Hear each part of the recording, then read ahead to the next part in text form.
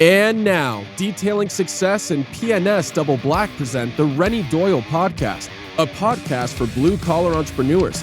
Hosted by the detailer of Air Force One and founder of both Detailing Success and the Detail Mafia, Renny Doyle. Cool. Where's Adam? We want Adam. We want, not that Adam. Your name's not on a bottle. I think I hear something. I don't know where he is. There he is. He's coming. Hey guys. I love it. Oh, I don't hear you. Hold on. It's okay. We can delay for dogs. Volume. Dogs and horses we can delay for. There you go. You there? Yeah. Well, what's up, man? we hear you just fine. You don't see me? We don't see you at all. Okay. Unless it's really dark in there. Come here, girls. Come here. Billy, Roxy. Come here. Get in here. All right. I got dogs that bark, and the housekeepers are showing up right now. So. Oh, there you go. Let's get this figured out. Okay, go live on your channels.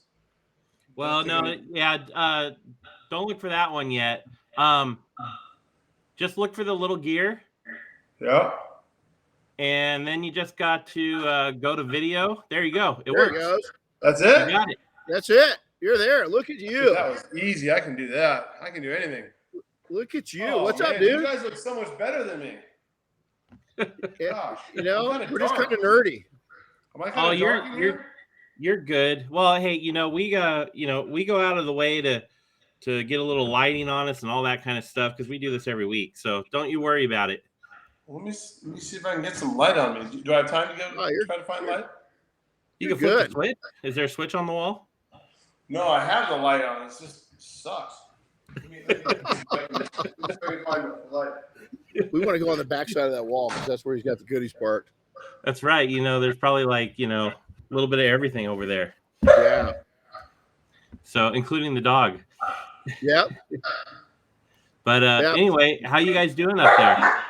We're doing good. We're going to have them come over and introduce themselves here in a bit. And we're day 3 of a 5-day training. And we're just maybe mute him until he gets back. Got it. So, so we're so if you guys don't know, we've got Adam on with Adam's Polish. So we're gonna let him get some lighting so he looks cute. And we last week we had a great week. We're back I've got my AGT's goodies on. Or ATG. Jesus, I said that backwards. I'm looking at the camera. So, and then we were back in Detroit. That was a crazy 36-hour no sleep trip. You went to the Autorama? Say again? You do the Autorama? No, we went back with and met with the company that we merged with. So it was the first time that we'd been back to the ATG headquarters and high-tech headquarters and all that good stuff. And then we got home. I had a down day, and we did a 1-day Spanish-speaking extreme course down in Pomona. So yeah, we did that on what, Saturday? Yeah. So yep. That was a good class. Those guys were really good. It went really well, and the guys were awesome. It was just one of the better 1-day classes we've had in a while. Yeah, they were hungry. They're hungry. They were eager to learn everything else. So, Adam, look at you, man. You look cool with the light now. Yeah. I don't know. This is very hokey. I got this but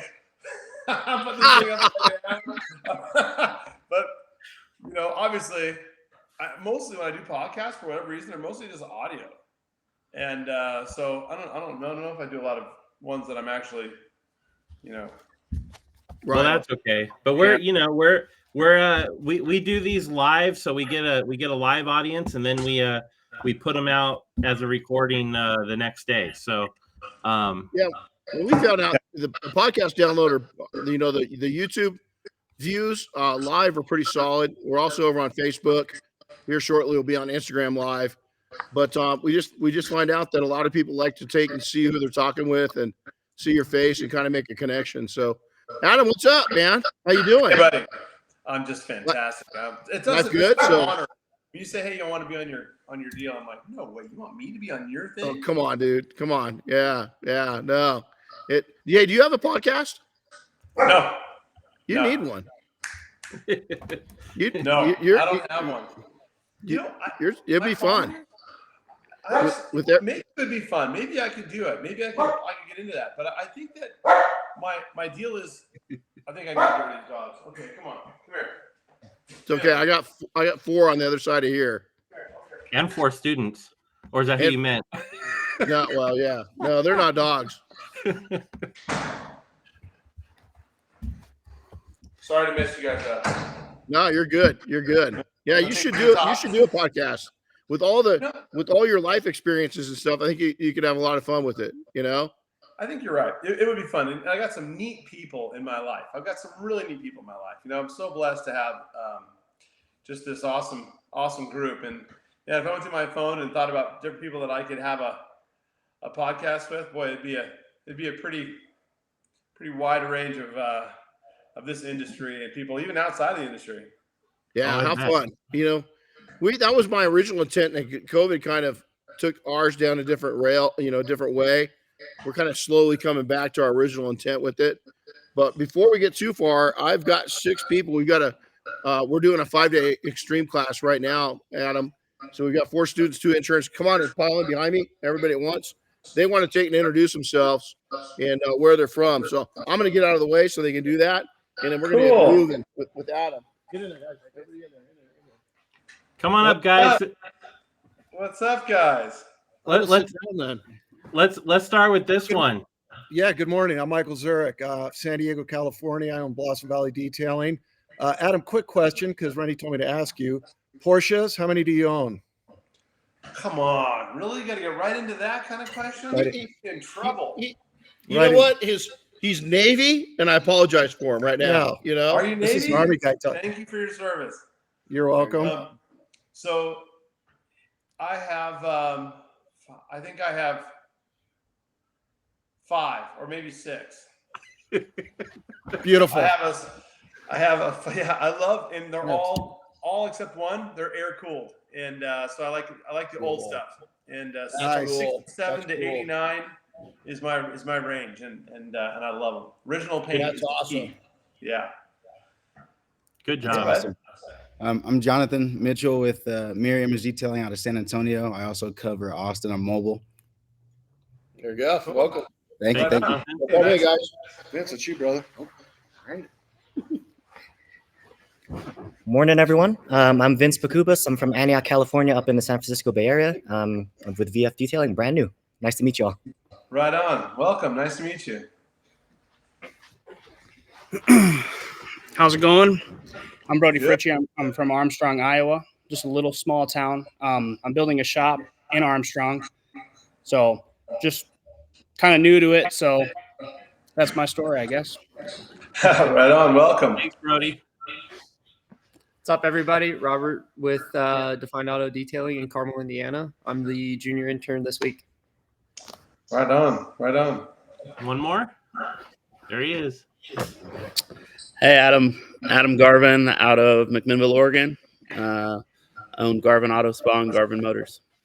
Right on. I've been to McMinnville, Oregon. Went up there and saw the Spruce Goose. That's an awesome spot. There you go. Isn't it? Yeah, we got a That's a cool great aviation So- spot up there. Adam's our senior intern, so he's helping out, make sure these guys get what they came for, and then a lot. So let's jump into this. So, Adam, tell me your story. Just so you know, real quick, Renny, I'm going to hide so that we highlight you and Adam, but I'll be here. Cool. So, Adam, I had a front row seat to watching you. Boy, that wasn't him. I was like, woo. So, Adam, I had a front row seat and got to watch your career way back when you're working out of trunks, and just, busting your butt, right? Just seeing you at different events all over, SoCal. Tell us your story a little bit. Where'd you start?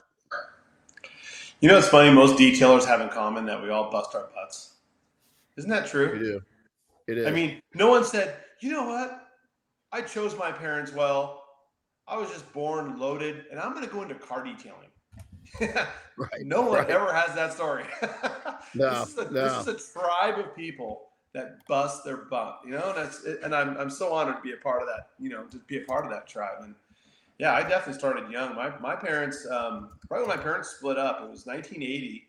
And so I'm 9 years old, and there was just not enough money. We were just not doing too good. My dad had started a new business. He started a career college, a vocational school, and he was taking people off welfare and getting them trained in a real basic sort of skills and getting them off welfare and placed into jobs. He just started this business. So, you know how it is starting a business. You're not sitting on fat dough. And on the weekends, I would wash his car, he'd come out and dry the roof. And I was like, man, of course, 9 years old. I love cars. I'm mental about them. I love bicycles too.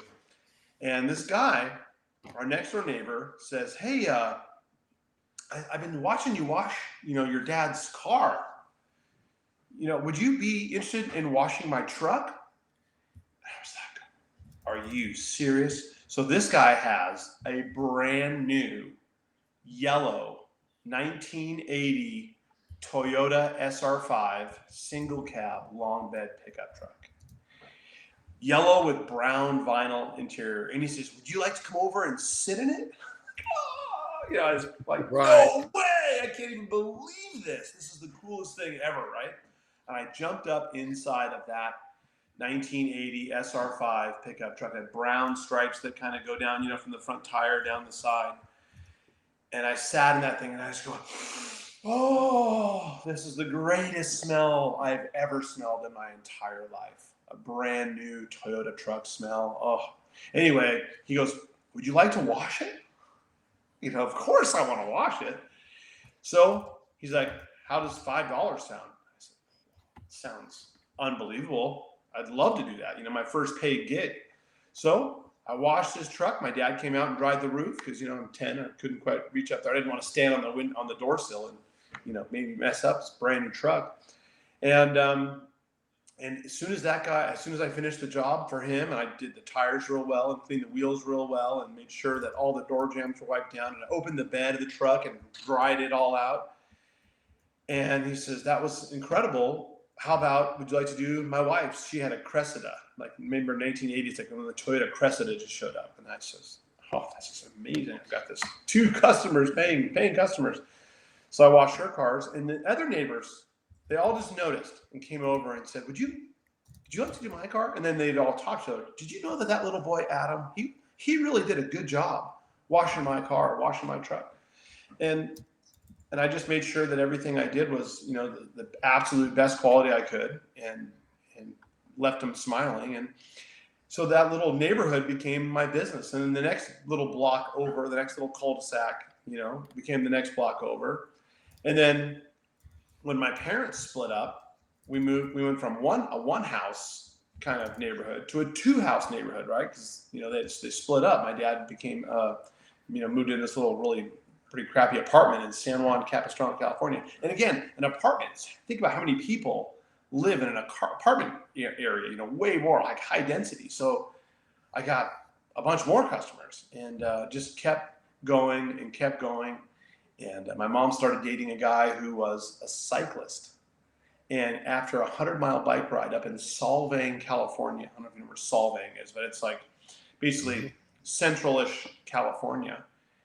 He did a bike ride in the rain, and he left his bike at our house, and it was just really filthy. And this was back when bikes had like aluminum components, so, Campagnolo wheels, polished wheels, and polished cranks, polished brake levers. Anyway, he left it there, and it got really dirty through this bike ride, and he laid it down at one point and scuffed all of the handlebars on the right side of his bars. So he left it there for like a few days, and I'm a bicycle freak, right? I love old Schwinn's and other kinds of stuff. So I took his bike, took the chain off, gasoline soaked it, scrubbed it, went down to the bike shop and got matching tape, and I actually ended up having to do both sides because I didn't get it matching quite enough. And just detailed his bike over the course of 2 or 3 days. And when he came back over the next time, his name is Mike Garst, Dr. Mike Garst. He saw his bike and he was like, what? Like, how how did this happen? What did you just detail my bike for? And I'm like, well, I just saw it here. I want my mom to be happy. She's been like crying for like a year. And I, he was nice to her. And I'm like, I don't want you to stick around here. It'd be great if you did. And so anyway, Mike Garst, this is how God works, okay? This is not just, me just being this really, go get after a kid. God for sure intervened here. Mike goes back to Allergan Pharmaceutical, where he's one of the lead doctors. He designs, pharmaceutical drugs. And he tells his bike club of 150 people that I'm like this genius bicycle detailer and that they should give me a try. And my mom puts these little ads up my mom gets a job there. She's a receptionist. She puts up these little ads on basically the cork boards. And this is, I don't know if you guys are probably, most everybody on here is too young to know, but a cork board is basically, a pin board in the lunchroom before there was any sort of email or anything. There was just, that's how people communicated. And I put an ad up there, Adam's Bicycle Repair and Cleaning. And I have a picture of this original ad because Mike made it for me. And my mom has a Volvo station wagon, and she's bringing home bikes, like 2 at a time, and so every night she'd bring home a couple bikes, and I'd knock them out at nighttime. And so I could do those in the garage. And then after school, I'd usually knock out a car here or a car there, and then I had a paper route. And then so between those things, I kind of made ends meet. But talk about, one of the things you and I have in common is faith. But I see her say, I just was really hardworking, and I just really this awesome guy. But dude, God came, God smiled on my little effort here, and that's how that door opened. Because there's no way that would have just happened through any amount of effort. That was just God kicking the door open. How old were you at that time? 10. And then when did the product start coming into play? So it's funny that the products that I was using were these products called Der Stuff. Der Stuff. DERSTUFF. And Der Stuff, Der is German for the. Yeah. And Der Stuff was started by a guy by the name of Dave Herbert.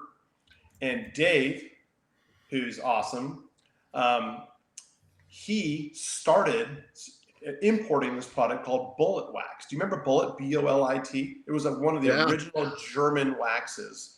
And, he was importing it and selling it. Well, the importer ended up going sideways. They found another bigger distributor. So he decided to start his own product line. And that product line was called, he said, I'm going to call it The Stuff, Der Stuff. So Der Stuff is, basically a German branded product, but actually made in Santa Fe Springs, California. Granitize made all the stuff. So, oh, no way. Private label, just like we do for a lot of people now.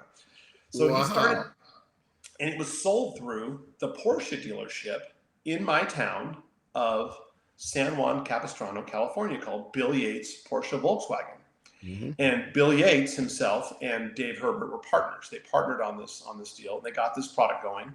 My dad had, it was a bicycle ride away from my house. It was closer for me to ride my bike to that Porsche dealership than any other place to go buy products. So I'd go there and I'd buy my Der Stuff, and I meet Dave, and Dave was just this amazing guy. And fast forward, so I use this stuff in detailing all the way from 10 years old, 12 years old, all the way through junior high school, through college. I'm using this stuff, and I'm detailing my whole life, right? And after college, I realized that commercial real estate sales were not for me.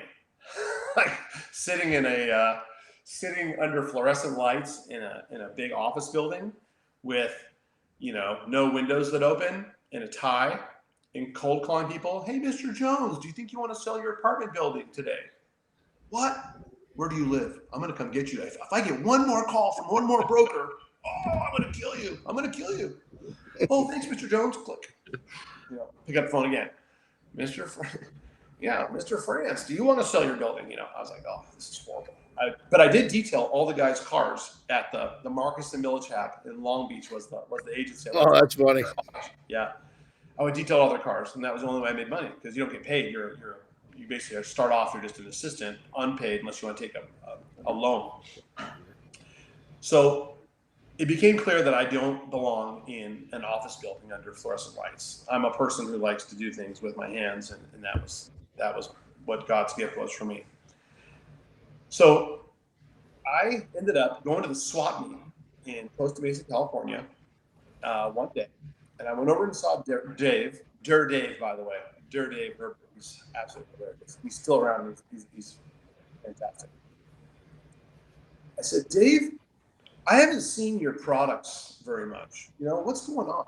Here it is, almost 20 years later. I've been using stuff. What's going on with the products? Are you trying to sell them? Are they really working this or not? He's like, you know what? I'm not really trying that hard to get the word out. I said, okay, fair. Would you mind if I took the stuff and went and set up a little booth at the Orange County Swap Meet and just tried to just do something? I mean, I need to get out of this, bullpen where I'm cold calling people who don't want to sell their apartment buildings. And he's like, Adam, I'd love it. I've known this guy for so long, right? I said, I'd love it. Let's do it. Okay, great. So I have photos, and I'll have to show them to you. I wish I would have pre-thought about this, but I have photos of my first day where I went and borrowed 2 folding, Lifetime 6-foot tables. And then I got a piece of throw cloth, which is what you put down when you're painting, from Home Depot. They were orange and white, kind of checkered. That was the painting cloth that you get from Home Depot. They give it to you for free when you buy paint. So I got one of those, put it over the table, and I put a bunch of dirt stuff out on the table. There were 6 products, and I set up a booth and was sitting there, and people were walking by, and I was setting the hood of a car on fire, putting the lighter fluid on it, spray painting it, lighting it on fire. People all, whoa, what's going on over here? It's a car on fire? You're crazy. That was Dave, by the way. Dave did the whole light on fire thing. That was not I can't claim any of that. So so we're doing these demonstrations, and we're selling a little bit of stuff. What I came to realize on day one, and on day one we sold $300 worth of stuff, so definitely not going to replace my detailing income at this point. But we did sell a few things. But I realized that when you buy just product, right, like a bottle of soap or a detail spray or a compound or a polish or wax or whatever, usually companies that are selling you the juice aren't selling you the applicator, the towel to remove it, and giving you any education on how to really get good results. And again, what a gift from God that I just decided to go to the swap meet in Orange County, because I got to talk to people like this right across the table, nonstop, all day Saturday and all day Sunday, every weekend, and hear about what their struggle was with car detailing, what their struggle was with the products they were using, what was working, but more importantly, what wasn't working. What were the results they couldn't achieve? They couldn't get the fog off the inside of their windshield. That was like the number one thing, of course. It still is. And it's like, I love that we had a perfect product for that. It's stuff called dirt shiny stuff. Now it's called Brilliant Glaze, but you put a solvent-based glaze on the inside of the glass and it cuts it all instantly. People are like, oh my gosh. And we were right up against a gate that was poorly locked. You could squeeze through it. I could squeeze through it. And people were like, I got this thing, I got this scuff and this scratch, and I really want to learn how to remove it. I'm like, where's the car? Like, what do you mean? Like, where is the car? Is it in the parking lot? Yeah. Okay. Listen, if you drive out entrance exit number 2, drive in entrance number 3, and you come around here, you can pull up right here. Look for this American flag on the top of our booth. We always flew a giant American flag. People would pull up and they'd be like, I can't get this blue jean stain off my tan leather. I can't get this, whatever their issue was. And I'd be like, let's get after it. Let's do it. So every person that had an issue that had the car there that day, they'd bring the car around and we'd solve the problem. And using a compound or a polish, you needed a specific applicator. Then you needed a specific towel. And you needed a specific order to use stuff, right? That's right when clay bars first came out, by the way. And we're like, gosh, I got this bumps on my car. I go, well, if you touch your car and there's an audio track, there's a problem. There should be no sound to touching your car. It should be silent. Oh, really? Yeah, it should be. Okay, good. Go feel your car. My car has a lot of sound. Okay, then let's play your car, you know? So we taught people one at a time, and the consistency that the questions came in with such consistency. People had overwhelmingly similar problems that they wanted to solve. They really wanted to find out how to get that little bit of swirl out of the paint. They wanted to figure out, this is back when, you know, still, this is before the headlight craze happened, when all headlights got crappy. You know, the 2000s, I feel like all headlights all are fogged over now. You know, the whole state of Arizona. Yeah, we still, they're glass back then. They didn't, they last a lifetime. They never had this problem, but anyway, but that started, right? It started in the early 2000s, and that's when I started at the swap meet. So we just ended up with this. We started putting together a bucket, and I called it the Essentials Kit. And the Essentials Kit came with, you know, a wash pad, you know, and I bought it from SM Arnold, you know, a wool, you know, synthetic wool wash pad, the yellow spun wool one, right? So boom, we put a wash pad, and then we put the soap in there. And then we said, okay, what are you going to use a drying? Well, we're going to use a drying towel, you know. And then we first started selling the SM Arnold water sprites. Remember the water sprite? Of course. Yeah, we sold a lot of those things, man. Oh, tell me about it. God, one of them too. Our guy, our rep, his name is John Peterson. He's such an awesome guy. He just recently retired, but my gosh, we definitely bought a lot from him. But you know, giving the customers what they need. So we gave them the wash mitt, the wash pad. I'm sorry, the wash soap, the wash pad, the drying towel, and then the clay bar, and then the clay lubricant called Dermist stuff. And then we had a product for all the vinyl, all the black plastic, and the you know, bed caps for trucks and stuff like that, bumpers, called Dur Vinyl stuff. Now we call that VRT. Anyway, so over time, we're giving people a bucket, and I go to, you know, where I get the buckets from, because everything had to be USA, only USA, no import anything, period. USA, American flag on every single thing. So I had to buy these buckets, and I'm trying to find USA-made buckets. And the only people that I can find that do the USA-made buckets were in Target, in a company called Sterilite. Sterilite is based in, I think, Corona or Riverside or something like that. They're out there in Southern California. And they made these buckets, and they were blue with a silver handle. So I'd go from, during the week, you know, Monday through Friday, after trying to sell real estate and failing, I'd drive to all the different Targets and buy all the buckets they have. About, you know, I get 6 from one, get 12 from another, get 20 sometimes, and get 0 sometimes. I'd go get all the buckets I can. I'd get everything prepped during the week, and on the weekends, boom, go set up our little booth. You know, we built, you know, ended up with a tent, like one of those assembled tents with a metal, you know, poles and everything. It was not an easy up. It was bigger than that, and it had to be heavier because they blow away. And we just got this deal going, and it was just kept on giving customers what they asked for. You know, they asked for, how do I do this? Okay, well, what do you mean wax applicator? Oh, they're in the bucket. Oh, good. Okay, and then I started getting these sponges because, you know, if you just spray a tire down with Tire Shine, obviously it's going to sling like crazy, right? So we got these sponges made, and the sponges would level the dressing on the tires and make it so it wasn't so shiny. And then the interior stuff and all that jazz. But so giving people, and then people still had just questions, a lot of questions. And this is, by the way, this is all within about 2-3 months, you know, making these adjustments, like constantly adjusting, because, I mean, I was pretty desperate to get out of, you know, I was not selling real estate. So I needed to get out of not selling real estate and get into, you know, something that was going to feed me. So I was like, you know what, I need an instruction sheet. I need to be able to give you something so when you take it home, you're not so lost. So I did a step-by-step instructions, 8.5 by 14 sheet, laminated. And by doing the 8.5 by 14 sheet, step-by-step instructions, and then on the other side, paso a paso instrucciones in Spanish. So I speak Spanish, and I grew up in Southern California and started Spanish in 7th grade, and just, you know, I speak Spanish. So I, you know, had both. So people, because my customers were definitely both English speaking, Spanish speaking. So I give these instructions out, and the instructions become a really important sales tool, because people are like, oh, look, this is how to remove water spots from the glass.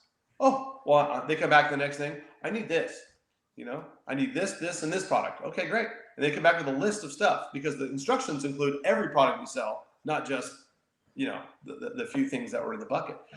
So, and again, I came to this understanding that people still had a struggle trying to grasp the concept of leaving your hand flat when you go to remove polish or you're using a detail spray, spray and wipe, because people always want to grab a towel like this. They're like, my car looks all splotchy. It's like, yeah, because 1.5 inches of your hand is touching it through a towel. Absolutely. Flat. We've got a special thing we call that, but I can't say it on the air. I'll tell you. This isn't a family friendly show. We call it finger effing the paint. Yeah, exactly. And you scratch it. You do all kinds of damage. Our first towels, before they were actually microfiber towels, we were using the Tidy Dighty diaper service. So remember that? Remember Tidy Dighty? Yeah. So we bought diapers, and the cloth diapers were the best thing, the softest thing you could touch your car with.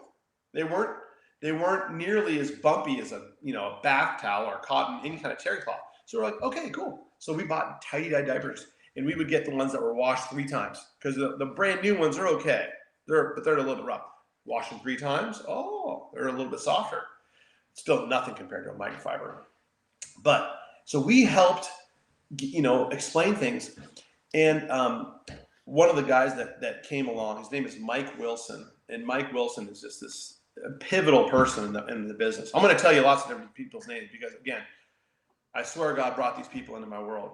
And this is one of the first guys that was a Christian that was just like, Adam, listen, what you're doing is great, but give some glory to God. I'm like, okay, thank you.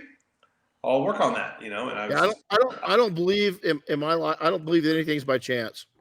I think very few things. I think, if you live long enough and you look back and you keep your eyes wide open, you're going to see when things aligned and why they aligned, good and bad. Oh, you're so right. You're so right. So now at that point, are you calling in line Adams? Was it named Adams at that point? No. So this is 3 months in now. And at the 3-month mark, again, this guy walks up to my booth. And again, this is 100% God sent. His name is Ron Vogt, Voght. Ron walks up to my booth at 10 o'clock in the morning. Might have been 9, might have been 11, but somewhere in the AM. Ron is at the very end of a huge, fat cigar. Right? He's already smoked a whole cigar. And they used to sell 24-ounce beers at the swap meet. Right when they open, they'll start selling beers, right? He's at the end of a huge beer. He's at the end of a big, fat cigar. This guy walks up to me. He's got his hat on backwards, right? He's got his Oakley Iridium blades on. And he walks up to me and goes, hey, who's the detailer here? And I go, I'm a detailer. He's like, all right, I got to talk to you. Can you talk? I'm like, yeah, man. I'm right here, right now. Let's talk. He goes, well, I got a whole bunch of trucks, and I can't even afford to put tires on them anymore because I'm spending my whole budget repainting them. And I'm like, well, this guy has been hitting the sauce early today, right? At the end of a cigar, this guy's got a great big belly on, he just looks like he's partying, right? This guy, long gray hair, coming out of his hat. And I go, well, can you tell me a little bit more about the issue? Tell me some more. Just help me out. Help me understand exactly what's going on. I can't even tell you, but I need you to come see my trucks. I'm like, okay. Well, I have Monday available because my not selling real estate is still happening. I'm still not doing well there. I said, great. I'll come see you on Monday morning. He goes, that's great. I said, do you have a business card, sir? He goes, no, but my name is Ron Vogt. Ron Vogt, Voght. Okay, Ron. And here's my address. And 35261 South Central Avenue, Los Angeles, California. And I go, Los Angeles. I went to USC, right? And I got a ton of student loans and detailed my way through that school. And I know South Central, and I know that it's definitely not the most glorious part of town. Let's put it that way. Not exactly your prime time real estate. No. So I'm like, okay, I'll come see you. So what do? I jump in my truck and I drive up to that address. I pull in and it's the Coca-Cola bottling plant. And I'm just like, this is crazy. Okay, red trucks.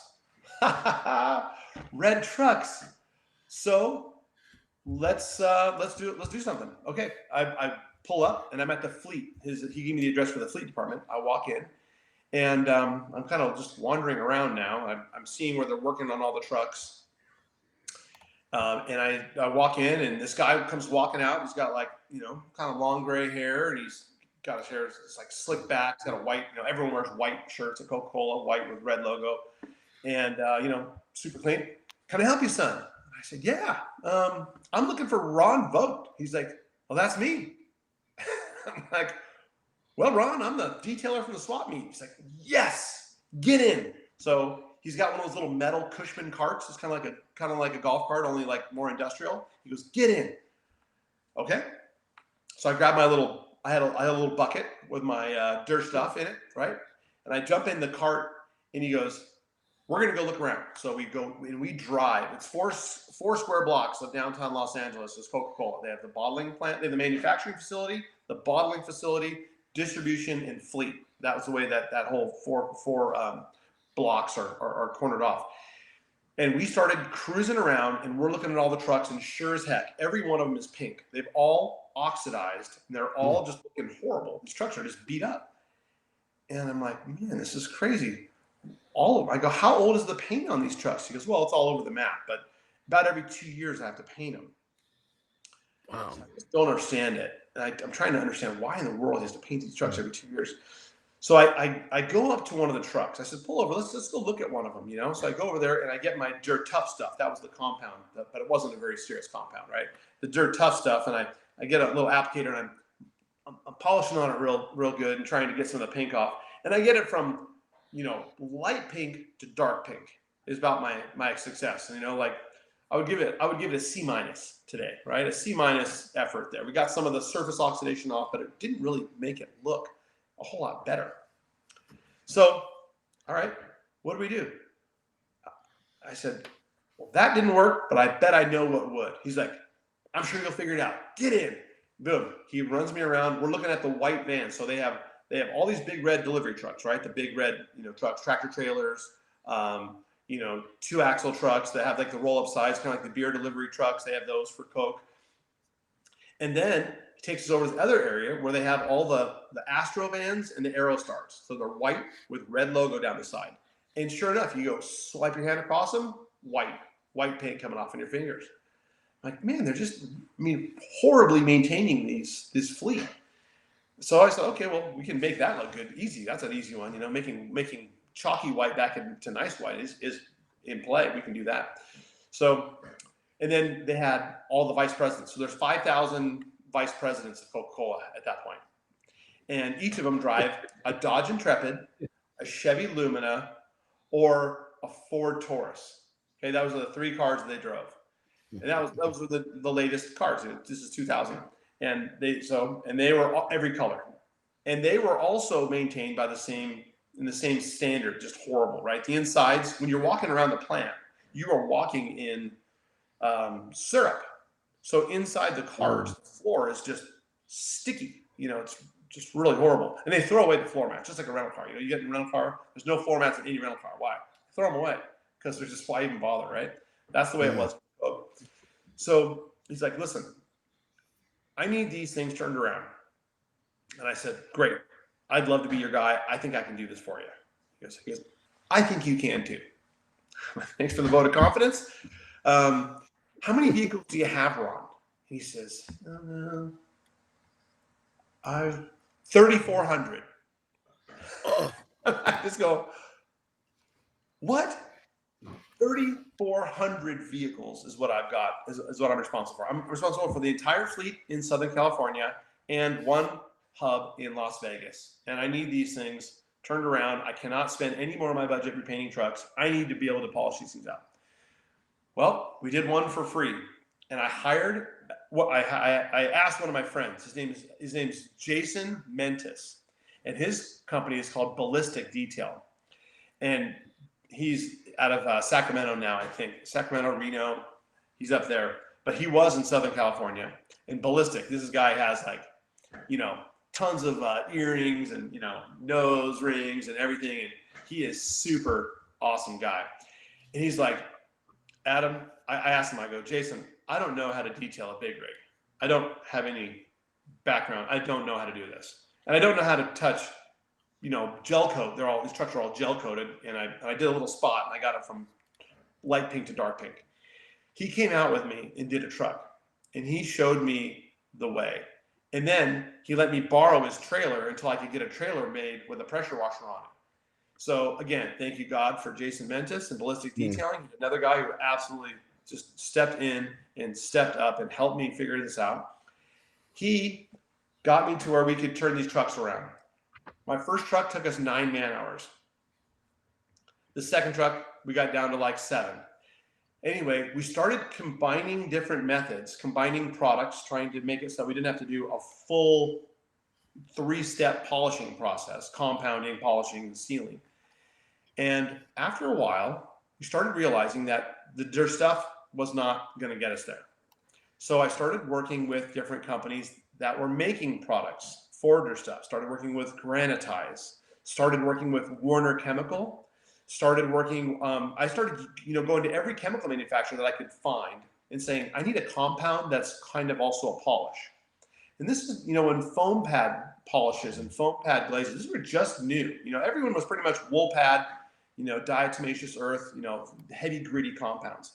And I'm trying to do it in fewer steps. So I'm getting samples. And I got some samples from some different people. And I got one sample from Granitize that was amazing, and one sample from Warner Chemical that was amazing. And I would combine them 70-30. And then we were detailing these trucks, by the way, from 3 p.m. until 3 a.m. We could only detail at night because that's the only time trucks were stopped. So trying to get any polish or compound or anything to dry on a wet evening was so hard. So we would add solvent, just gobs and gobs of solvent. And by getting it to be enough, you put enough solvent in there, it'll flash, it'll dry. You put enough in there. So we put polish plus compound plus solvent, and good enough. We got it to dry. We got it to actually be able to wipe off, removable. And then we had to run, those lights, those big giant halogen lights that are on that big stand, that T stand you buy them from Home Depot. They're orange. Yeah. And those things are heat the room. We bring 6 of those, and I would run cords. We'd have 600 feet of cord, because we have to run those to 4 different corners of the lot, because otherwise if we plug 2 of those into one, it would just immediately pop the breaker. So we'd run these cords, and we would get those lights, and we put those lights all over these trucks. And those lights, one, we'd be able to see them because we're retailing at night, and 2, it would get the finish just warm enough to get the compound and the polish to dry. Anyway, so we went to these guys and we said, listen, Warner, I love your polish, but I love mixing it with this stuff from Granitize. And then I'm using just solvent, like off the shelf solvent. I'm adding 2 ounces. No, not enough, 3 ounces. So all night, every night, I'm in a lab. All night, I'm trying to figure out how to do this faster. All night, we're trying to get a better mousetrap. And then we started to go back to these manufacturers and said, can you make me something that's like this? Take this product and this product and this product and mix it, 70%, 20%, 10%. Can you mix that? And they would try it, and I'd get a sample. And the next night I'd go back and I'd use it, and it would be horrible. And then I'd go back and go, it wouldn't stay together. I'd shake it. It would literally, we'd be sitting there shaking stuff all day long, and nothing would hold together. The surfactants, the emulsions, they would just full separate. So then, and of course, when you have pure liquids and you're putting them on buffing pads, it just becomes sloppy, compounded polish is flying everywhere. And then you spend half your time cleaning up the mess, right? You're picking up all the compound off the truck next door that you just finished next to it, and you're trying to get the thing cleaned up. So they would try, and then they would try again, and then they would try again, and it got less horrible, and then it got to be decent, and then it got to be good, and then we started taking the stuff that was good, and we would take it, we'd put it in a bottle, and I'd sell it on the table on the weekends next to the dirt shiny stuff. Wow. And one product at a time, I'd say, you know what, this stuff works a little bit better than anything that Dirt Stuff sells, so I'm going to use this instead of the Dirt Tough stuff. Let's sell this compound. We called it Scratch Out. And I sold it for years before this company out of like somewhere in the Midwest goes, we own Scratch Out. Kit is the name of the company. Yellow bottles. They go, we own Scratch Out. This is a cease and desist. You better immediately turn that off. I'm like, wow, I never heard of your product, you know. But it was foam pad glaze from wow. Well, then I another huge giant blessing. And again, this is a person who came into my life and changed it. Tunch Gorin at 3D. Okay. So I can tell you right now that Tunch is probably one of the most awesome humans that ever blessed my life. Great. I love this guy. You know, people have, you know, positive, negative, whatever. I think you guys are all in the same family now. I think Tunch is 3D and everybody are in the same family. Maybe not. I don't know. Yeah, we are. Yep. Are you? Cool. Yeah, they're all gonna be up here on next Wednesday, week from today. So it's kind of cool because I have appreciation for the man also. He's built a great team, great company. And I just, you know, I think a lot of him. He's pushed a lot of people forward over the years. He's one of the only guys. I think he chose his parents well, by the way. I think him and his wife were actually reasonably affluent when they started. And then he just worked his butt off like he didn't have to, you know? Yeah, no. I asked him if he wanted to adopt an old kid. Yeah. He didn't go for it. No. You know? Yeah, I was like, come on, man. You know, I'll show you my daughter. Oh my gosh. That way we're blood, you know. Yeah, he's good. He's good people. He's good people. He is. He's a master of storytelling. Oh, you want to take and sit down with this guy and hear a great story, sit down with that guy. Oh, he's got great stories. Well, when I first met him, he had a car wash in Van Nuys. Yeah. And he had the most hokey setup in the back doing making chemicals for his car wash. And then he started making chemicals to sell. Like, what an amazing story. His story is killer, you know, just a killer story. By the way, I'm buying a car wash right now. Hopefully going to close escrow this week. And I'm going to the one we talked about, right? That business. Yeah. Good for you. So Tunch had this product called foam pad glaze. It was great. Mm-hmm. And that was just a game-changing product. It worked so well. It helped us. Again, we're still in 2000. All this is the first few months of 2000. Wow. And I'm just trying to figure it out, right? Because everything I'm doing is not working. So I'm on a real pretty need to get this figured out. You know, this is not working. I need to find a solution. So we get Tunch to come in, and Tunch started making a product for us called Detail Spray. You know, and I didn't call it anything. His was called, I think, Final Touch. I think was his stuff. And it was pink and it smelled good. And I'm like, I'm doing it. I'm gonna use pink and I'm gonna make it smell good. And people are like, where do you find your pink stuff? Oh, I just created it. No. Tunch Gorin 3D. That's where I found it. People are like, wow, you're just giving up your suppliers like that? I'm like, I mean, hey, I can't sit here and claim that I'm some genius. I'm no Tunch Gorin. I am not a chemist. I'm a guy who knows when things don't work. I figured that out every single night for so many months and so many years. Anyway, so Tunch helped me in a massive way. He's the one who then helped me get a wholesale account with SM Arnold. So selfless, so totally helpful, just so amazing. So anyway, we got that going. And then after we got a few more products going, I had probably 4, 5, 6 products that were now Adams, right? And the initial Adams logo had an Aston Healy logo on it. And I just selling it on the table next to him. Anyway, I go back to buy my daily amount of product from Dirt Stuff, right? And I go in there, and what had happened? So Bill Yates, Porsche Volkswagen, Bill Yates, old man Bill Yates passes away, and Bill Yates does not have his estate in order. In other words, his whole dealership, all his stuff, all of his companies, including Dirt Stuff, everything goes to a probate sale, sold on the courthouse steps. There was an auction. So this guy was there and he was buying tire and wheel mounting equipment for his shop in Costa Mesa. He had a big tire and wheel company there.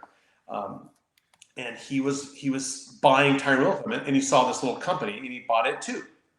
And anyway, this guy was not exactly a sweetheart of a guy, and he did not exactly care about the company. So that's why the company stayed very, unsuccessful for many years. He didn't put anything behind it.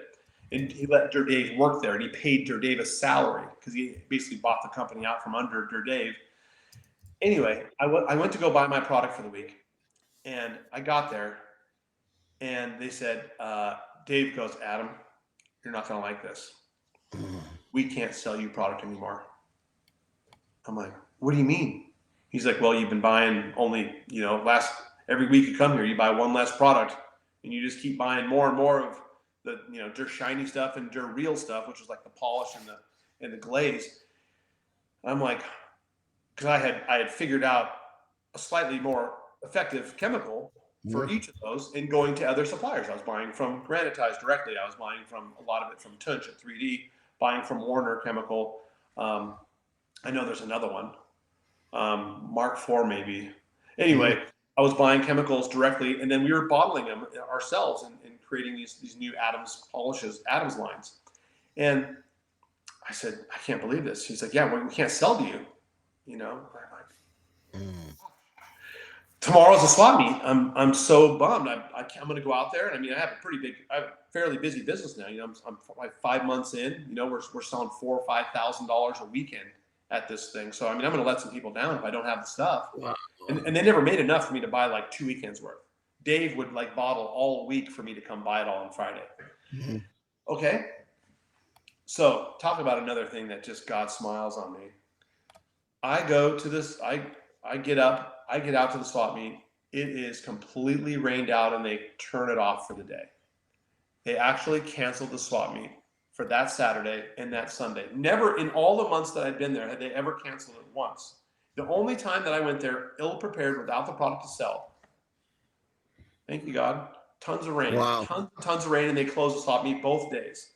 So by Monday, I'm out there getting that Der shiny stuff, which we call brilliant glaze, and the Der real stuff, which we end up calling Revive Polish, getting that figured out. Who's going to make it for me? Let me get it the right color. Let me get it the right smell, and let me get it bottled. And boom, for very next weekend, I show up, complete line, no more Der stuff. And then Dave ended up saying, I'm out of here.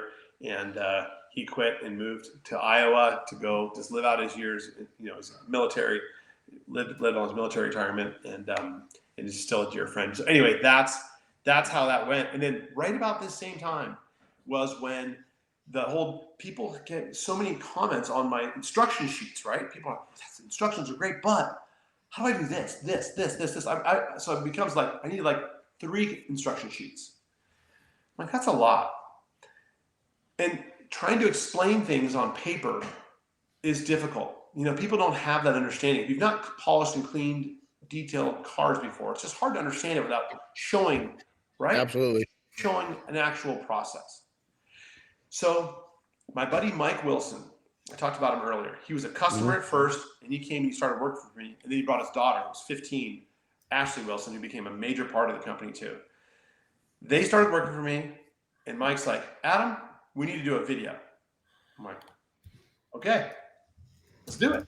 So in 2000, I think it was April or May 2000, very first year in business, we took a Sony Mavic Cam, which is like this it records on a 3.5-inch floppy disk. That's how simple this thing is.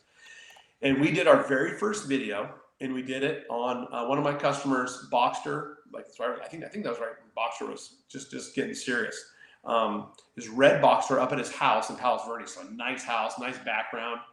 And I didn't still have a wheel cleaner, so we used Simple Green. And Simple Green was money to us. Talk about another God thing.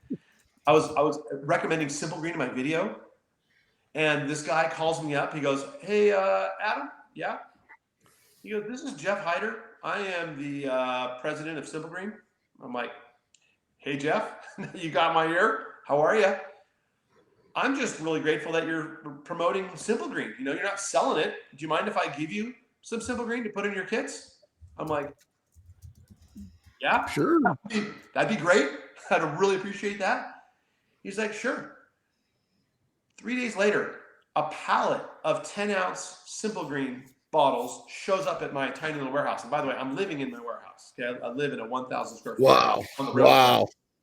Yeah. So I'm living in a loft, and downstairs is that, and I'm right on the railroad tracks, 3645 Inglewood Avenue in Redondo Beach, right between Manhattan Beach Boulevard and the 405 freeway, right on the railroad tracks.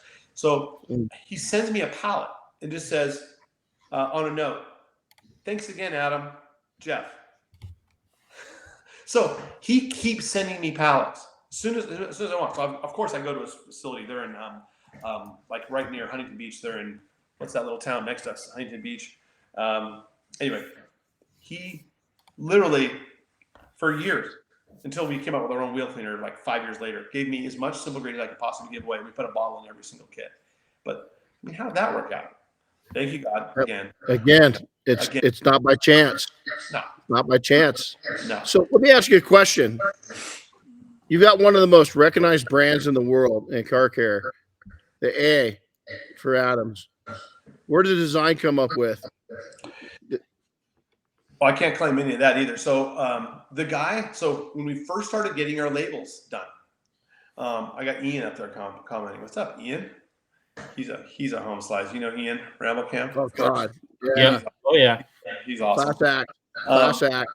Good dude. So, yeah, he is a great dude. Anyway, so when we first started making Adams polishes, we needed to get labels done. So I'm looking around and I'm just going like, Yellow Pages, right? Because we're not quite internet yet, right? It's 2000. There's no, I'm Yellow Pages. And one of the first ones in the Yellow Pages is Best Label. Best Label was out in, I think they're in Santa Fe Springs or something like that. Somewhere out there in the 562 area code. And Best Label, I went out to talk to them and said, listen, I need to get some labels done for these bottles. The way I was doing labels, I was using Avery labels, like the printer labels. Oh, wow. Wow. Yeah. Yeah. I have them too. I'd love to show you all stuff. I was just at our headquarters over the weekend. But so we used to cut them out because it was a rounded top. So I'd cut out the Avery label, we'd print them. I'd sit there and print labels and peel them off and put them on the bottles. So we ended up needing, real labels, because the one problem about Avery labels are paper. So as soon as the bottle gets wet, the inks, you don't know what the bottle is anymore, because all the liquid just totally makes it, It's gone. It's gone. Yeah, gone. It falls off or whatever. So we find Best Label. Best Label has a on-staff designer, and his name is Ruben Racinos. Ruben Racinos is a guy who I went to, and he's their in-house guy, and I go to my rep, and I'm like, hey, I need a logo design kind of. I'm just kind of did this thing real rough that I kind of pieced together, and I'm printing it on an inkjet printer. Do you think you can help me with a logo? And Ruben comes out with our oval logo. I don't know if you guys ever saw my oval logo. Do you ever see that? I think now's a great time for you to do something that you're going to do an announcement while I go quickly eliminate a little bit of my coffee and bring that oval logo back. We can do that. We can do that. So, hey, while I'm taking a little break, let's go ahead and do a couple commercials. We usually don't do, but how about Detail World is go over and enter in Renny for a discount. We want to thank P&S and definitely Dynabraid for always supporting us. Adam, I'm gonna make some observations while he's gone, and it's really towards you guys with Adam. What percentage of top performing entrepreneurs have ADD or ADHD? Over 50%. Over 50%. So you see that in Adam, right? It's I've got it. There's a lot of people. That's a struggle for a lot of people, but yet I don't know if Adam's been, if he is or he's just hyper, right? But I've got it. I also look at him is that he super good with names. He's calling back and he's giving respect, and he's showing respect. And so this is for anybody that's listening. He's really good at appreciation with those names, and he's excellent at storytelling. Is that, it old school, my mom and grandma Italian, is I think a lot of cultures have, I think middle America has kind of forgot that, but I think some of the immigrants that have come in, if you're newer, your families are still into that. And it's really important that that storytelling is still active in your life. You can see this guy. He's performed at the top levels in the industry. He's comfortable. He's very comfortable at telling his story. He's comfortable at being a disruptor. He just got up. He goes, I got to go hit this label, right? That's what's made this guy hustle. I got that written down. My other point is, here I am. I've done pretty well for myself. I'm talking to a guy that I look up to, right? And I'm taking notes.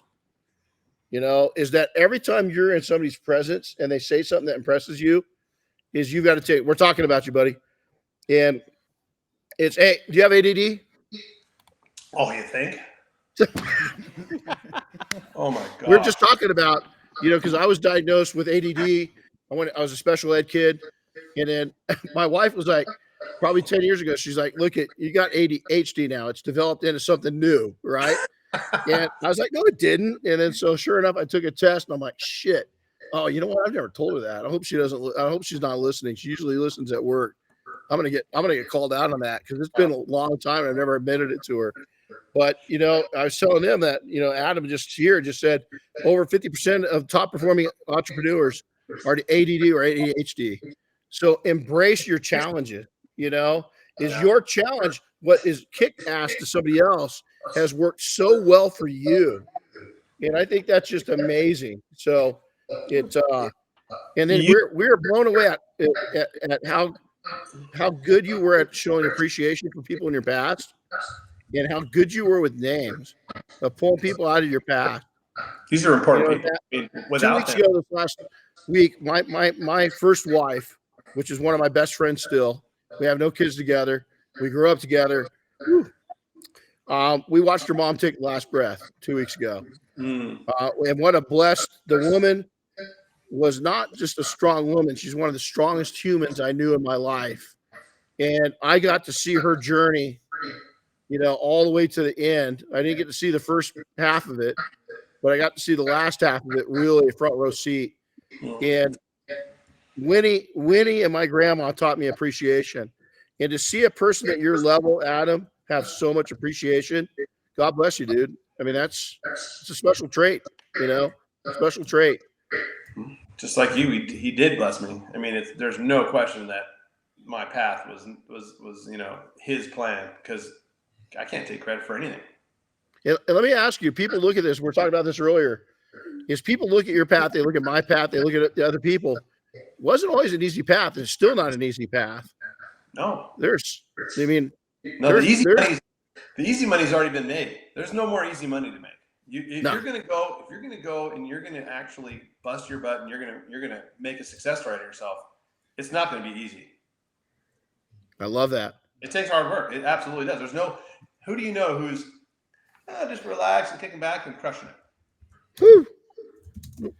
I always tell people is that I've got a really right now, you've gone through mergers. We may or may not talk about that, but it's been a whirlwind. As I've added about 3 weeks of work I wasn't planning on having, in the first quarter of this year into the schedule, right? And here I am, almost 58 years old and worked 100-hour week last week. It's going to happen, guys, and it's going to happen. Your challenges, you get more successful, aren't going to get easier. You're just going to get better at handling them. But I'll tell you this: 100-hour week at 58, that was daunting. You're tired. I bet. Oh man, by Sunday, I was just like ready to freaking. But you know what? I wake up; these guys are coming into town. I've been looking so forward to this talk with you and with these guys being here.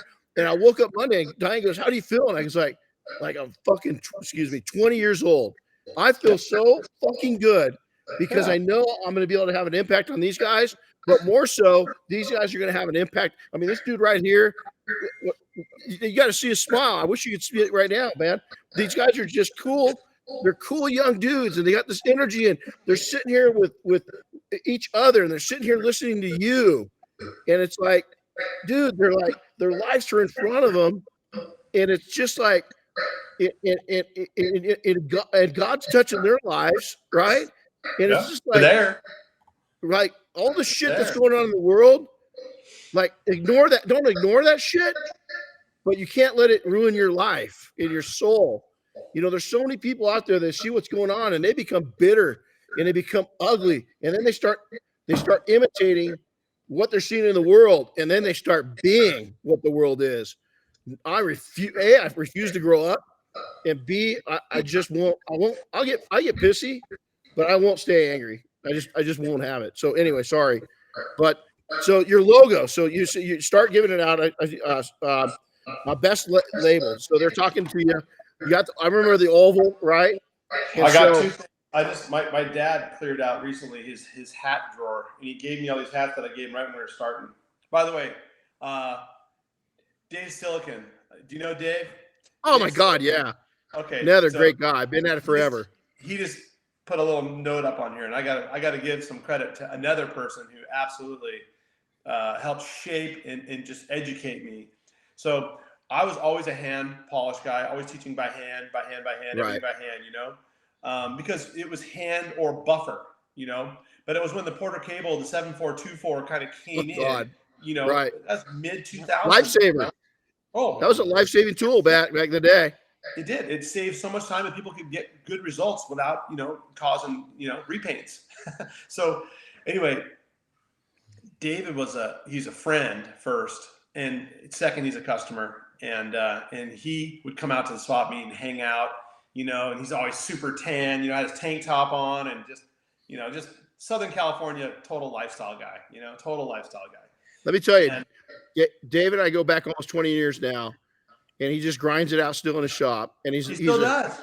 He does. And there's got another guy named Jim Gogan out of the Boston area. And guys like him and Dave are the silent giants of detailing. Yeah. Is the influence that they at it, man, good for you. Yeah, they just what they've done by their longevity and their sharing their passion over the years is they changed it without saying a whole lot. They didn't need to. They lived it instead of, you know, Dave's one of those guys that he had a second home for as long as a lot of detailers didn't even have an apartment. This guy had 2 homes. Yeah, you know, raised his kid. Yeah, boat and stuff. He had a badass boat. And he's another guy. You see pictures of him and his wife. They're living a good life. They're down. They vacation. You know, he's bilingual. I mean, Dave's just one of these good guys in the industry that, you know, just made it. He made it happen, and he built a life. He didn't build a business. He built a life and then sprinkled his business into it. Yeah. And he worked his ass off. He still does. Yeah. But he did a bunch of different things. I remember when Nanoskin, he was representing. Oh yeah, when it first came out. A couple other products too. Dave was the one who taught me polishing by machine. Yeah. Wow. I mean, I figured out a little bit, but you know, when I first started and I realized that, well, I did realize that the Porter Cable 7424 would not cut heavy oxidation off Coke trucks. I figured that was not enough. But it did do 80% of what I wanted it to do. And we started selling those tools, and I'd buy them from every single possible seller. I'd buy as many as you could buy because they were hard to get. You know, people were. Check this out. So when we first started doing the retired Air Force One up at Boeing, is that where it was after the couple of years, they're building a new building for it, and it was at an angle. It was parked at an angle, and we couldn't get the lifts to lift up high enough to get onto the crest of the tube, right? So we would take the Porter Cable, we would take pipe strap, we'd put it on a flexible fiberglass pole, we'd pull it back, one guy turn it on real quick, we'd stick it up there and polish with a stick. Wow. I'm not kidding you, man. Try that today. You know, that's genius. OSHA would be like, you know, no way. But they hate to see that. It's so exciting. So let's see that stick. I want to see that. So how did your logo? So you've got the new version now. Let's go back. Wow, look at that. All right, this is our first logo. So just silver, always silver over aligned Adams polishes. So I'm talking about this is why I am not the creative person in our company and never have been. Right here. This was my creation right there. I love it. I love it. And then the 2 different renditions of our logo by Ruben Racinos. First rendition. Yeah. This was chrome, by the way, on the label. So that was our logo. And he came up with this font. And this font was an available font. I mean, we didn't create that font. So So this we figured out pretty quickly. Chrome, when it's on a chrome stock on a label on the shelf, becomes invisible, or it's just reflecting whatever you're looking at, so you can't see it. So this is just a red oval with nothing, and we realized that. So then Ruben took us to this, which is white. So we painted it white, and the white logo you could actually see, and it showed up. So that's the deal. And underneath it said Adams Premium Car Care Products, but that was expensive to embroider. So when I was making these hats way back, and these are new old stock original ones. But anyway, my dad had a whole bunch of them because I always gave him one of the first of the run, and he just gave them all back to me. But anyway, bottom line, we cut because remember, when you have a name, and this is little business I advice, the fewer the syllables, the easier it will be for people to remember. Absolutely. Right? So people will remember stuff if they don't have to go, what's the name of that? Oh my gosh, how long is that word? Adams Premium Car Care Products. Right. Wow, that's a lot. That's a big gulp, right? So then we went from Adams Premium Car Care Products to Adams Polishes. Okay, so at adamspolishes.com, and that started in 2000, middle of 2000 when the rest of it started. Well, Adams Polishes, okay, that's a little bit easier, but then we were like, gosh, Adams Polishes is still kind of a big mouthful, McGuire's, done, Mother's had, polishes, cleaners, waxes, right? That was their three little words. Yeah, absolutely. And I used a ton of McGuire's. I mean, and I used more Mother's, because Mother's was headquartered right in Huntington Beach, and I loved driving up there when I got my license. It was a great spot, and they had a cool headquarters with a lot of cool cars in there. So heck yeah.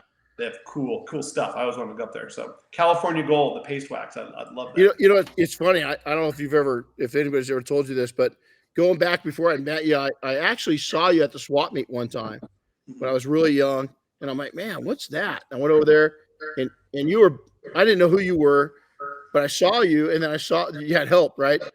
And so I bought a couple things, and I was like, God, this is cool, man. Like, this is a small brand, right? And I was really big into the wax shop at the time. If you're from Southern California, you know who the wax shop was, right? And I just remember Adams, and then watching you come through and seeing it at the store. But I always thought, Adams I always thought it was the start and it was the beginning because of Adam and Eve. Does that make sense? Sure. And I just always related that back to where Adams, what's cool. I didn't even know your name was Adam, right? I was like, Adams, that's just, is it a last name? Is it biblical? I mean, what's the meaning of something behind that? And so what made you decide to name the company Adams? My dad. And we were putting these bottles on the table next to the dirt stuff. Okay. And I'm like, I got to call this stuff something. We were thinking about this company, this name called Easy Shine, because it's real easy on, easy off, Easy Shine, E-Z Shine. And I started putting together some logo, and paid a guy, a graphic artist, to start designing a logo for us and put together a basic website. And back in the old days, it was pretty crude. And my dad goes, well, people are there to see you. And he's like, my dad comes to the swap meets. He lives in Southern California. He's like, people are coming to see you. They want the advice from you. They want to know how to fix this problem, and you are the person who's giving them the answers. So just call it Adams, and just be who you are. You're the guy they want to talk to. You're the guy that they're going to get answers from. Why don't you just call it Adams? And I was like, all right. So our first products, I just wrote Adams Buttery Wax, Sharpie pen, put the bottle on the thing, and put the bottle on the table. And that's how we first started doing it, just Sharpie. And I wonder if anybody out there has any Sharpie bottles of products. If those people that have collections of our stuff, it's crazy. People have massive collections of Adams polishes, these collectors, which is such a trip. And but I've never seen anyone that had a bottle with Sharpie written on it. Adams Buttery Wax. Adams Buttery Wax is one of the very first things we ever put in a bottle, because we never had wax. Wow. And Buttery Wax, and we got it from I think we got that. I'm pretty sure that was from Tunch. But anyway, So that was yeah, it was just that. And, I'm the firstborn son, so my mom named me Adam. So That's anyway, awesome. that was the deal. And it wasn't biblical. I wasn't a believer then, man. I wasn't. I didn't spend a whole lot of time in my faith, and I was just a punk kid trying to figure it out, And I was an alcoholic. I used to drink a ton, so I'd be drinking at the swap meet all day long. At the end of every day at the swap meet, me and Dave. I hired Dave, by the way. I hired Dave. He would go out there and work with me, and we would have a boogie down dance every day. Ooh, oh yeah, oh, what a night! You're cool in the game. I love it. I love it. Dun, dun, dun, dun, dun, dun, dun. We'd go over there. We'd go over there. We'd be like pointing at people, and they'd come over here. And we'd have this stereo blast, and I'd almost always had to jumpstart our demo vehicle every day because we always just blasted the music way too much. We had a boogie down dance at about 4:00. We had another beer and had fun and boogie down, celebrate the success, because almost always we were so blessed it was a success. But anyway, yeah, I definitely wasn't always a believer. I wasn't always a guy who, I grew up Catholic, and that was such a boring faith to be in, and kind of punitive. You're a sinner, you're bad, and they used to smack your knuckles in CCD class and stuff. And I never had a good feeling about it. But fast forward. It's so funny, our similarity. So I'm sitting in my family, my mom and grandma, 100% Italian, right? So Catholic. I'm sitting in the Catholic church one day with my grandma, and this is how hip she was. She looks over at me. I think I was like 12, and she goes, "Hey, you want to go try? Are you bored?" This is right in the middle of church, and I was like, almost like embarrassed. And she goes, "Let's go try something different. You want to try something different?" And we got up and walked out. And we went and explored Baptist church and Lutheran churches and non-denominational. And how cool was it for her to sit there and know that I needed something different? She didn't do it for her; she did it for me. That's awesome. And I respect my Catholic faith or my Catholic background. I really do. It was a good part of my life, but she changed my life by doing that. She changed everything, So, so a lot of people listening right now that hearing your story, and they want to end up, they're young, they're old, doesn't matter what age, you are. I don't care where you're at in life, it's all possible. Right. Mm-hmm. So what advice would you give somebody that's putting it all together and, they want to get there, wherever there is for them? What would you say? No matter what you're doing along your path, right? If you do your absolute best at whatever stage in life you're in, you will make it to the next stage. Mm-hmm. And then it'll be a step up. And then you continue to do the best that you possibly can at that stage. And then boom, you're the next step up. And every time that you get a chance to think about a slightly better way to do something, either a better way to do your business, a better way to serve your customer. If you're working for somebody and you see that what that boss needs A, B, and C, and you're doing A and B, but you do A, B, C, and you add D, because you know that person could use that.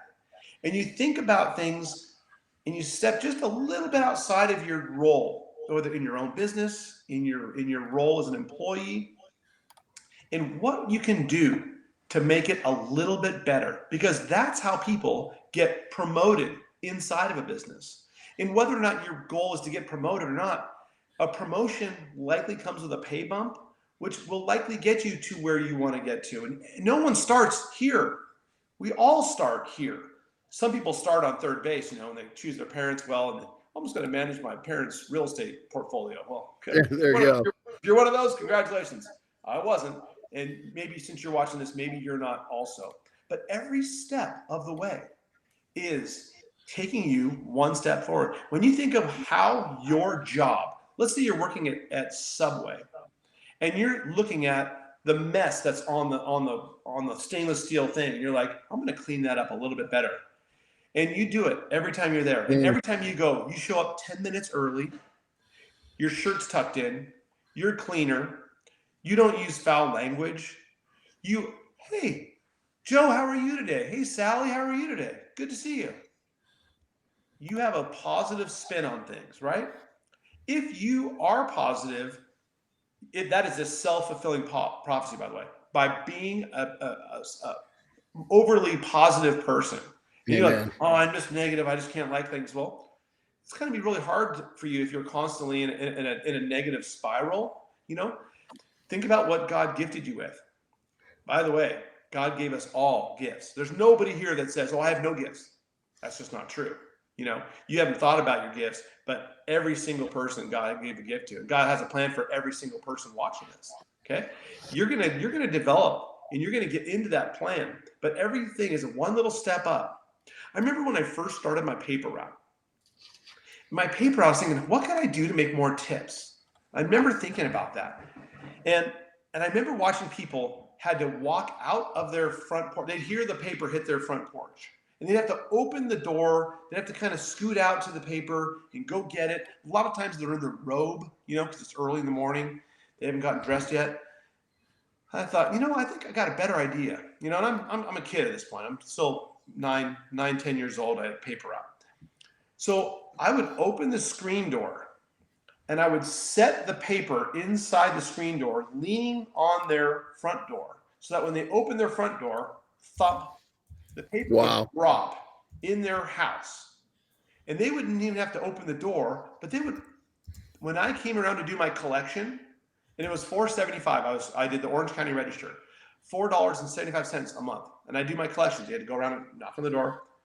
And I would get the people that were just so incredibly grateful. They were like, Adam, I just want to say, the fact that I don't have to go walking around in the front of my house looking for my paper, pulling it out of the dishes, pulling it out of the bushes, pulling it out of wherever it was, looking for it. But I opened my door and it falls in. And I had more people give me $10. People give me $10. Not a 20% tip, 100% plus tip. People gave me $10 because they were so grateful that they knew that they recognized that was a little bit more effort that took me. And how much more time it took me? Not a whole lot of extra time, But every time that I was able to think of a better way to do every little thing in life, every business, how do I make this wax go on a little bit smoother?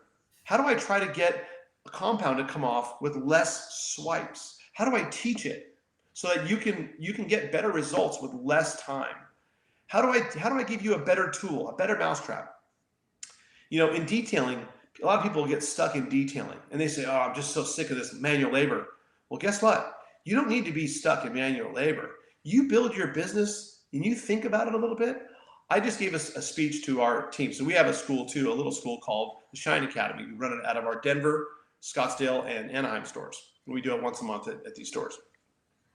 And I just went and gave a talk to the graduates on Sunday night in Denver. And the guys were like,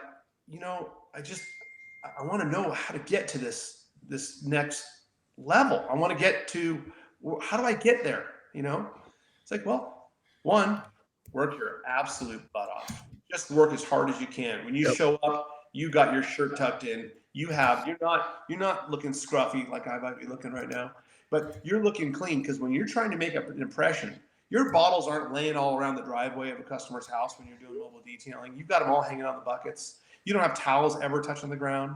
You never drive up to a customer's house in a dirty car when you're there to detail. You never do that. I mean, that's no matter what. You definitely do that. People walk into your shop. What do they see? Do they see an immaculate shop? Do they see that you are totally clean? Would they ever go into your bathroom and see pee on the toilet seat? Or would they see like your trash can overflowing with towels? Like that kind of stuff. Like, well, I don't know what to do. It's like, start with that. Start with that. But you can make an incredible first impression. And if you think of what that customer wants and you deliver it, and then you take it even one step further, the customer can't even imagine, and you give them that, that's going to really blow their mind. That's going to blow their mind. It's going to earn you that business, that customer, for a long time. In detailing, people are looking for the next best widget.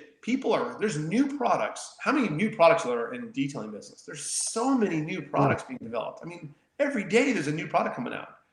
When you're detailing, you're thinking, what we need? I need a product that does this.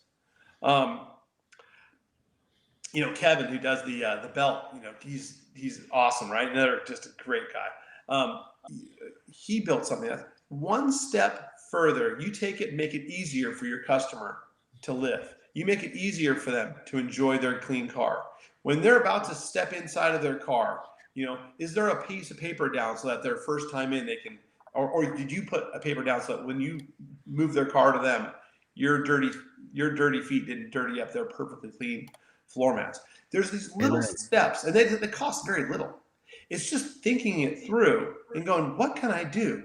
You take a step back, think about what the best possible outcome for your customer is, and then implement that. Implement that. Next step. No one starts at the top. And everybody at the top has a giant list of failures that they had to go through to get them to the top. Even absolutely. Warren Buffett, talk about a guy who's at the top. Steve Jobs, gosh, think about Elon Musk. Have you ever read his? You want to read some crazy biographies, by the way? Read Elon Musk's biography. Read Steve Jobs' biography. Talk about people that just definitely had a ton of oopsies. Can you imagine being Elon Musk spending millions of dollars and watching your rocket blow up on the ground before it ever takes off 20 times? Oh yeah. I mean, and critics just eating him alive, and he just keeps moving. Yeah. Your critics have always been my fuel, my entire life. And we'll wrap it up with this. I think with Adam, I'm gonna conclude it with this: is situational awareness right now is at an all-time low. It doesn't matter your age. Is people just don't see what's going on around them, and by simply doing what's right, and by picking up, by see a piece of trash, I can't walk over a piece of trash. I can't do it. No, I can't do it. I can't do it. Is it my job? Yeah, it's my job. It's there. And so if you've got that much dedication to doing what's right, and it's exactly what Adam just said, you're going to kill it. If you say please and thank you, you got good manners, you're going to kill it. 100%. Yes, sir. No, sir. And then one more thing. I was just thinking about this. If you leave the place that you're working better than you found it, if you're working on someone's, I always hose down the driveway of the customer's house. Almost always the customer's hose, because I used to use the customer's hose all the time, right? Either to fill up my own tank or just use their hose. It was never rolled up nicely. Never. No. You go through and you roll up their hose, you leave it nice, you leave their driveway all rinsed down, and you rinse it all the way down so that it's rinsed down not only at the end of their driveway, but the gutter through their neighbors too. Just to make sure that you're leaving it way better. And people are going to sit there and watch you and go, did you see that? Did you see what that kid just did? Unbelievable. Did you see what that was? What's that guy's phone number? I'm going to call him, because that guy, he was conscientious. He cared, and caring. Mediocrity. One of the things about detailing, mediocrity is the norm. You can be excellent and you're going to blow away 99% of all the detailers out there. Mediocre is the law of the land in this industry. People have a detailer, but almost all of them are looking for a better detailer. And their detailer is about to not return a phone call quickly.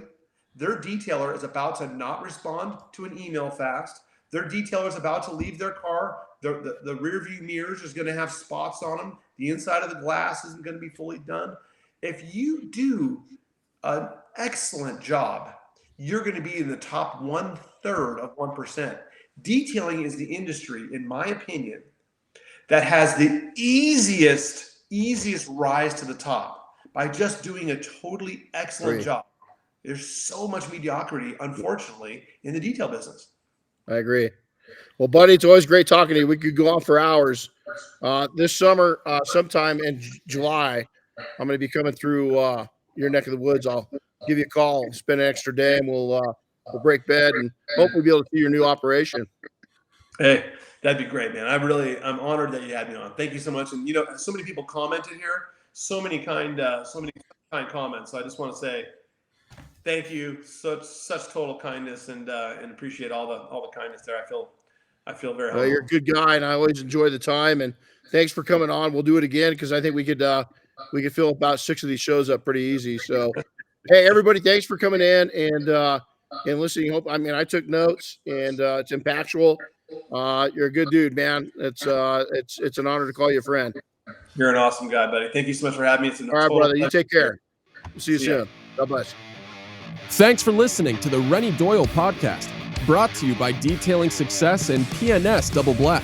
Listen to new episodes weekly, and be sure to subscribe on Apple Podcasts, Spotify, or wherever you get your favorite podcasts. And don't forget to share with your friends and colleagues.